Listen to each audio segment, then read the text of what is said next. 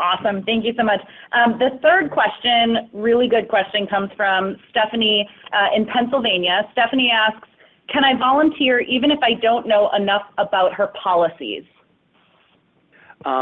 Stephanie, the answer is absolutely, you sure can, because here are two things you can do on that question. One, much of the conversation that you're going to be having with voters when you call them is probably 2/3 to 3/4 is going to be, hey, what is the date by which you need to register? Do you know what precinct you're supposed to be voting in? Can I give you information about that? Do you know the hours that the polls are open that day? Do you know what your local community rules are about early voting? Could I convince you to vote early? So a lot of the conversation you'll have is really going to be more about the rules for voting.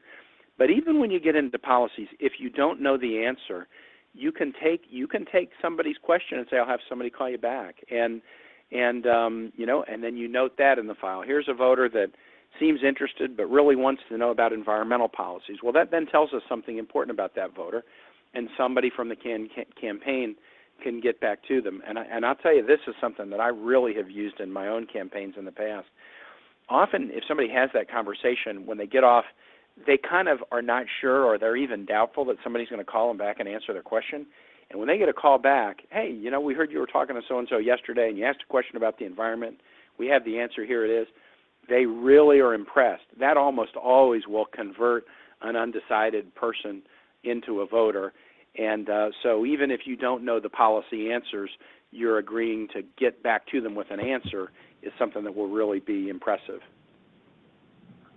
That's so true. Okay, we have